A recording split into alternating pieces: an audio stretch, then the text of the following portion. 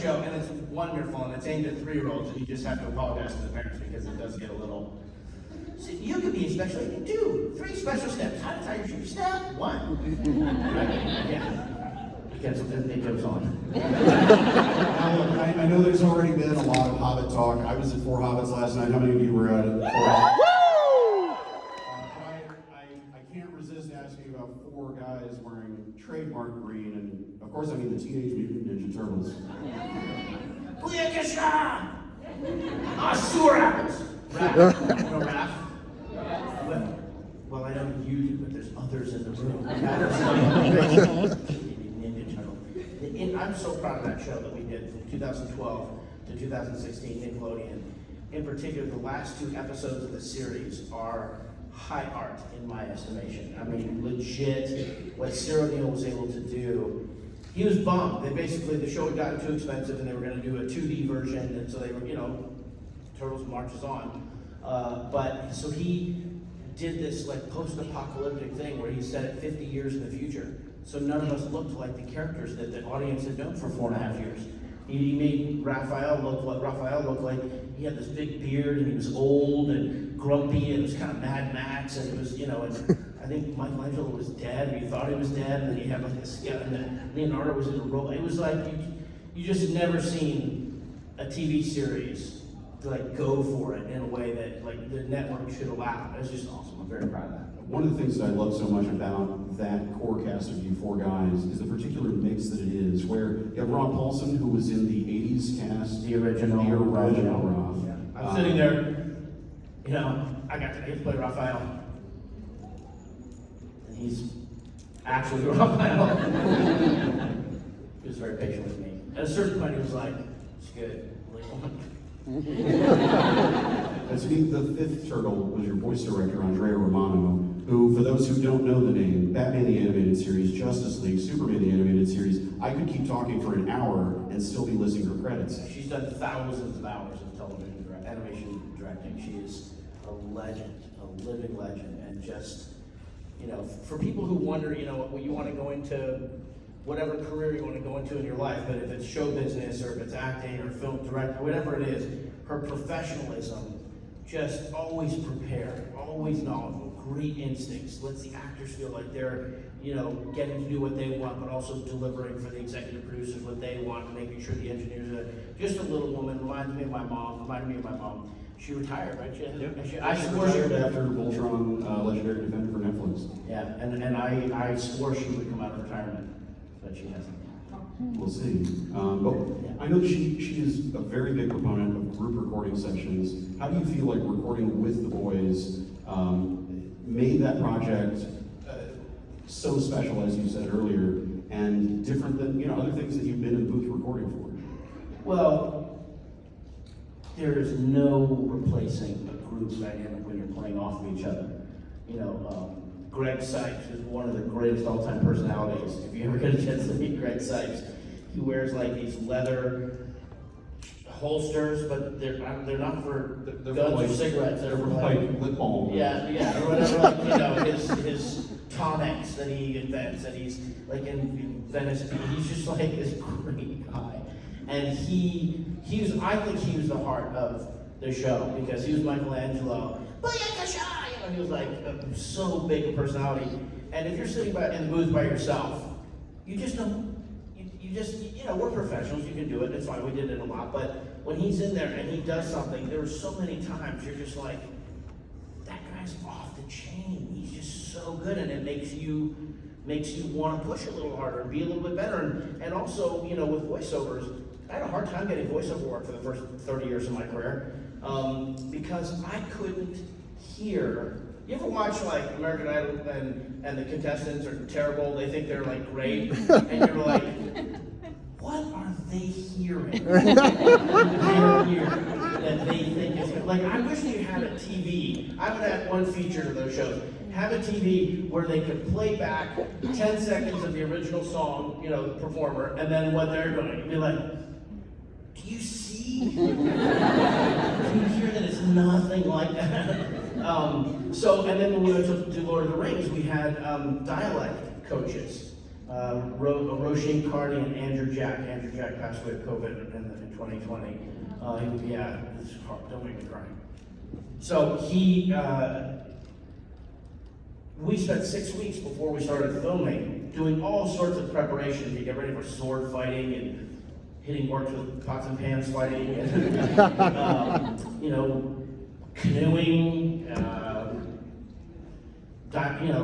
wardrobe fittings and test shoots. And it was like a full-on proper, like 1940s MGM era. The players are.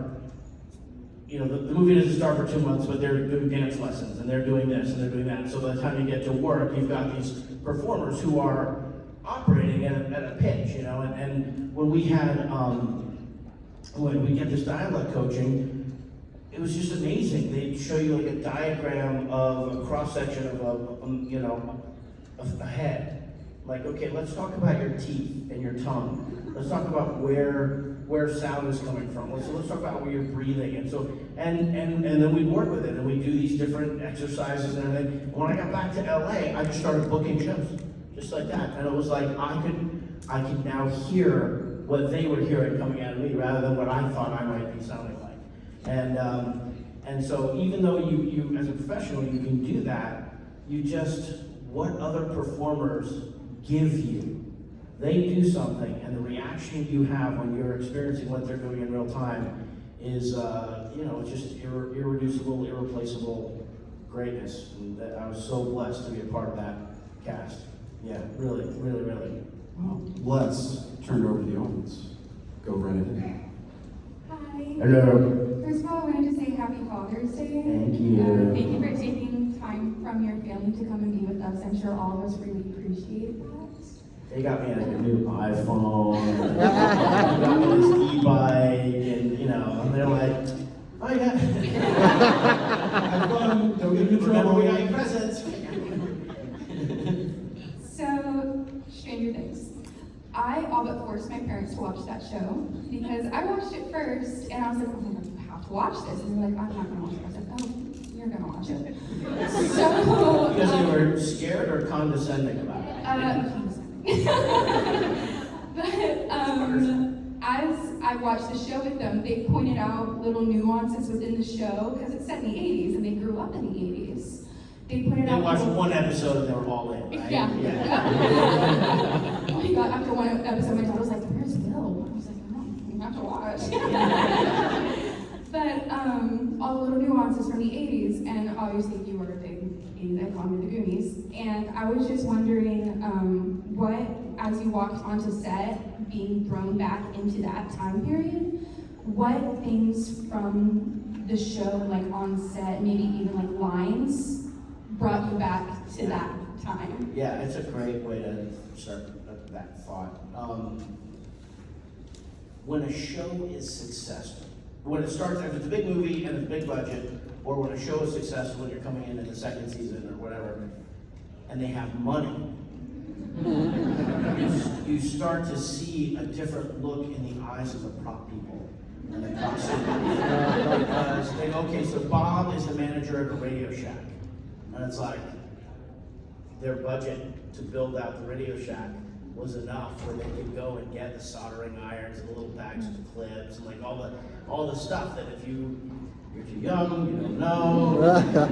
When you go into Radio Shack, it just was just a part of American cultural life. It's a Radio Shack. You know exactly what it is, and the badge. His name Bob. With the Radio Shack badge. And, the car, the little gremlin or whatever it was that we were in, and just everything they would do. They show you the watches, and you look at it, they're like, pick what's your character's watch? And you're like, oh my God. And you look around and you're drawn to something. You're like, that's Bob's watch for sure. And you look at another one, like, he would never wear that. Like, how do you know? Glasses. What kind of glasses do you want to wear? Can we get, your prescription in these 1982, style glasses? So really, it was everything you could see or touch or feel, and the other actors in their costumes and their hairstyles, yeah. So the whole mood of what was being done, the house, the hallway, the rooms, the beds, the mirrors, the like, everything about the kitchen table, the fridge, the microwave, or the whatever, you know, you just, I've been married for 30 years in July, and she's from Indiana, Christine's from Indiana, and the home that her family had when I married into the family, it had been their home for a couple decades. So the same iron skillets, dark wood paneling, cottage cheese on the ceiling, you know what I mean? Like, and you just, walking onto the set was like going home to Indiana, and it's set in Indiana. So. Hawkins, Indiana. Everybody, Hawkins, Indiana. Okay, good. Just want to make sure everybody's- Thank you for that good question. Thank you so much. You're more than welcome to say 2 minutes or 3 minutes. I mean, I was about to poll the audience. Do we like the long answers? Do you need me to like keep a stopwatch on them? Okay. My wax narrative, it happens. Go for it. Hello. Hello. My name's Lindsay. Happy Father's Day. Thank you. Speaking of fathers, my dad's over here in the front row. Hey, Bob. Happy Father's Day. Thank you. This gentleman, as a father, he seems to be dressed consistent with a father. Don't stand and show everyone. You should have seen God, Dad, where.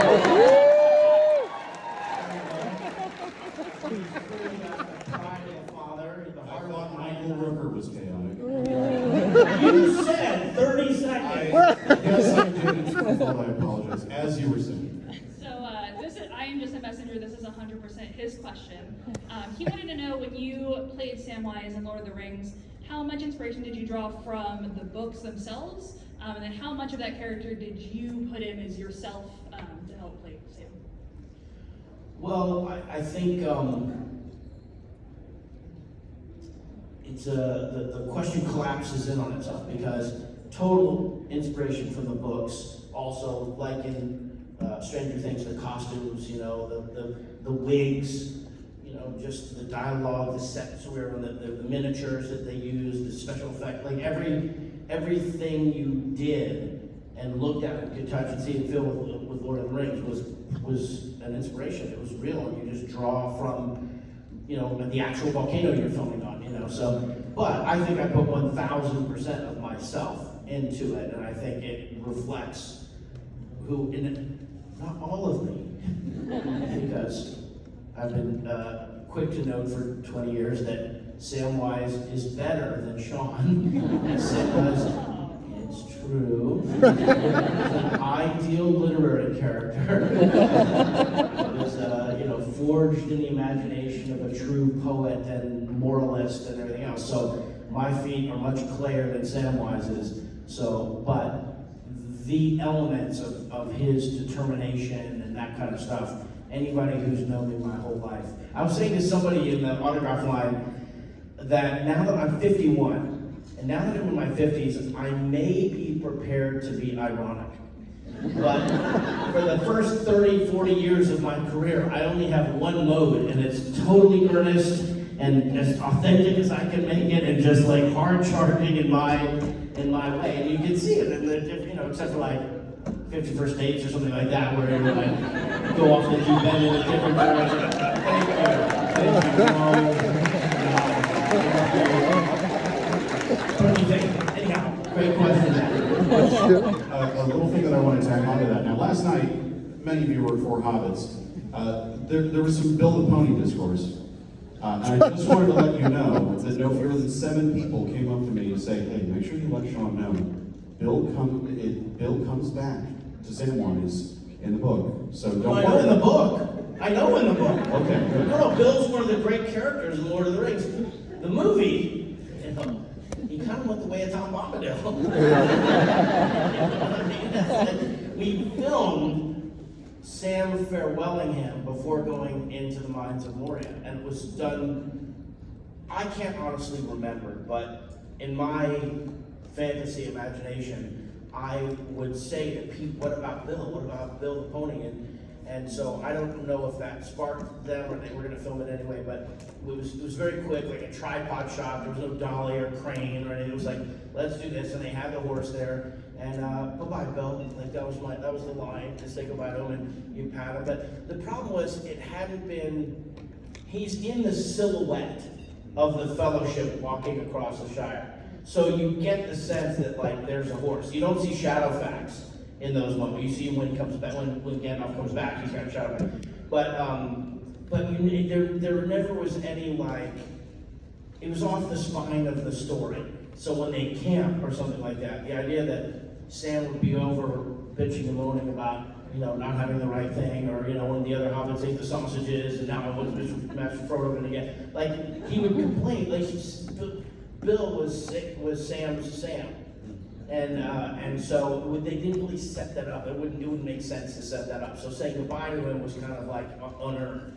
But to me, he lived big in my imagination, so I really cared about that. And I just don't know. I thought what you were going to say is people were going to say, oh no, in one of the extended versions, that shot has been added back in. I don't think, to my knowledge, Not as far as I know. yeah, I don't think it has. So, but, my late mother, Patty Duke, who we know and love, a brilliant actress.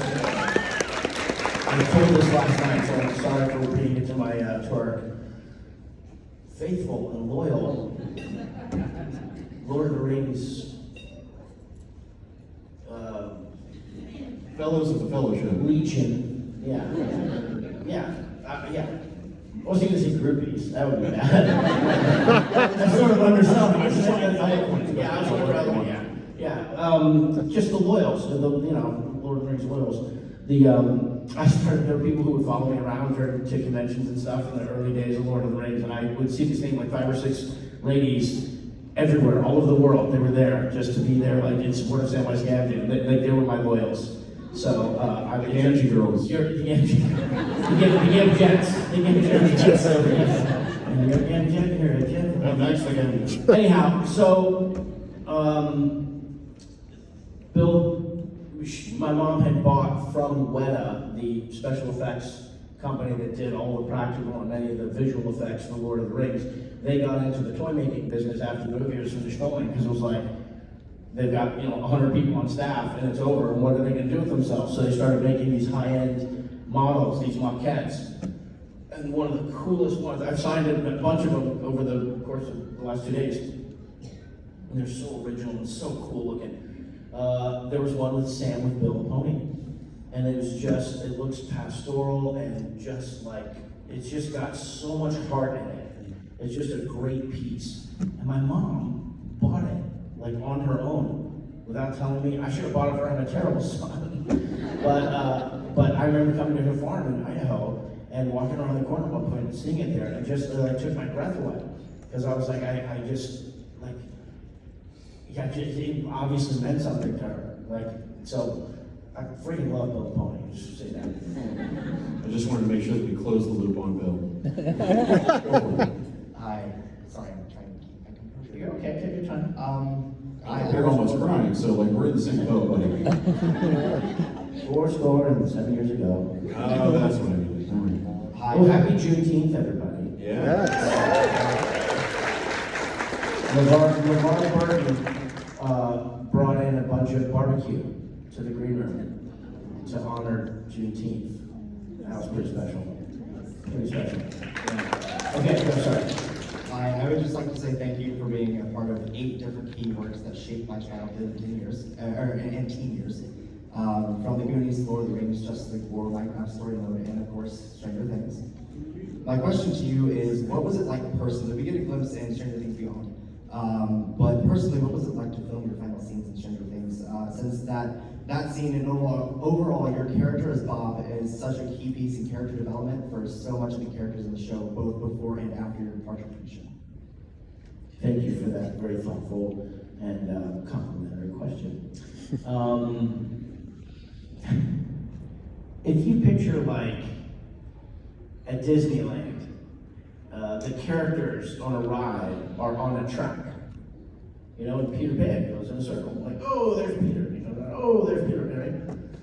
Think just for a second of like Bob as something like on a track like that. And the script says, Bob stops running, period. So the track just stops. And I'm like, I want to go. I want to keep moving. But the script said, they paused it. So it was bittersweet. I really didn't want to die on the show. I was meant to die on the show in the 3rd episode, so it was a wonderful thing that they had kept me. I begged them to let me do something heroic. Begged them, like more times than was appropriate. I kept saying, like, if I'm feeling it in my bones that I want to do something, it doesn't have to be like spectacular, but just something heroic. I promise you, the Lord of the Rings fans and Goonies fans and the people who, they'll want that too. And they're like, okay, and they sort of took it on board. And when I read the episode, it was like, holy cow! I'm like Ripley in Aliens. It's an all-time heroic, save the whole show. Eleven's off in Chicago going through puberty, so she can't help. So my kids, my wife and kids, who really never come to visit me at sets, they never really come to cons. They'll maybe come for a couple hours at some point or stop by and say hi to people, but they really don't come. They came to Atlanta, and we were on the set together, and they got to see everything. Bella, who was, I think, 14 at the time, wanted to do special effects makeup.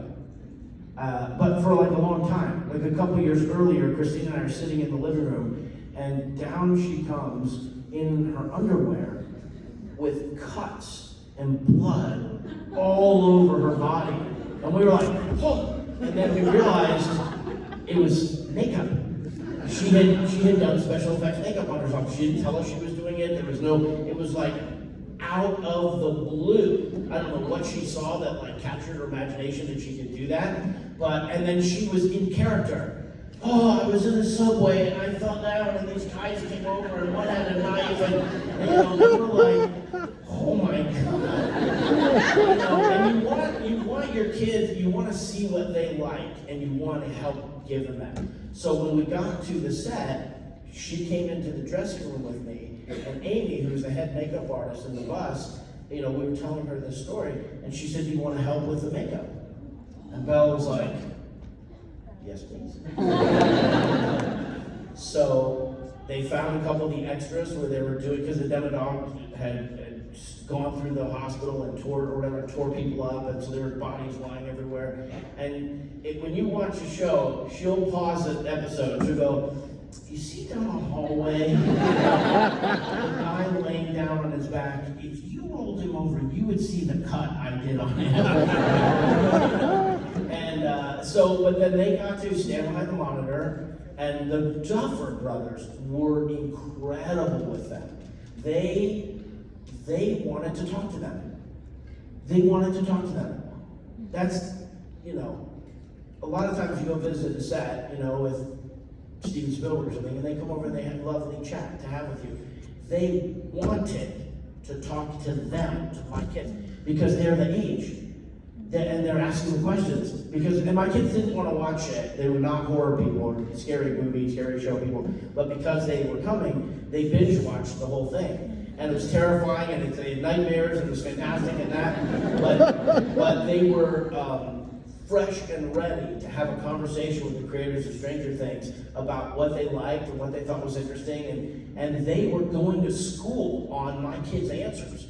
It was awesome to watch, awesome. And then, once they're putting the blood on me, Elizabeth can smear some blood here. And it was cool to be showing off for them.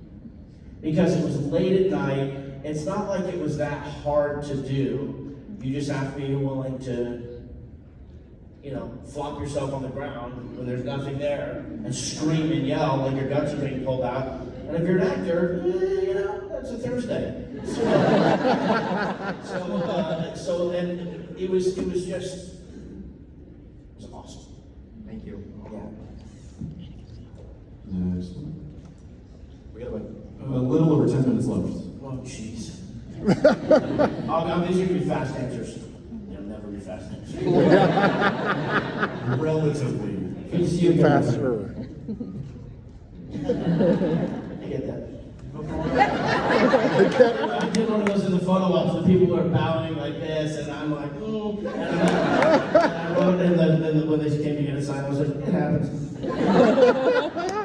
Before I ask my question, I'd like to say thank you to my parents for allowing me to talk and get autographs from one of my heroes. So.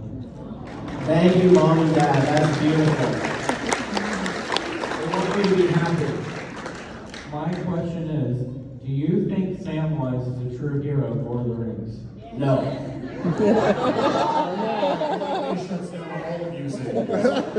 Let me ask you this question. If Samwise Gamgee was sitting here, and you asked Samwise, do you think you're the hero of the story? Do you think Sam would say, yes? As a matter of actual fact, Frodo, who did give up his immortal soul, was helpful. Those guys on the other side in front of the black gate, it's like, oh, that was nice of them. But I carried him up the hill. I pushed him in the thing. I got hit on the head by the little creepy thing. No, I do not think that Samwise Gamgee was the hero. Now, Tolkien said that he was the chief hero. That's his phrase. Samwise Gamgee was the chief hero. But like, was there a petty officer hero? Was there a general hero? Yeah, he was the enlisted hero. That's right. I agree with that. Frodo was the one who went to OC. He was sort of a captain, yeah. Thank you for that good, wonderful question. Thank you for answering. Yeah. Hello, Sean. Before I answer my question, I'd like to say Happy Father's Day and thank you so much for being here with us. Thank you. And I'll promise I'll keep this short. I really love Stranger Things and I loved your character in season 2. And God, how much made me cry at the end when your character died. So I have to ask you, during the production and the end of the episode, your final performance on episode 8, what was it like during the production when you got killed by the Demodogs? We were all, I'm going to answer the spirit of the first part of it, your question. And everyone was really sad. Winona was really sad that I was leaving. I don't know if Hopper was so sad. But the governors were kind of, excited because they knew they were going to create a thing where a beloved character is going to get killed, and like that's what they do. Like my daughter said, "Dad, in Stranger Things, somebody has to die." But they were genuinely like, we come along, and they're like, this is what happens. You have to say farewell. You have to say farewell. So it was sad, but it was it felt like a great death and a privilege to be a part of the show. So and a part of I'm in good company with a lot of people who have come and gone on that show. So thank you for that question. Thank you so much. Yeah.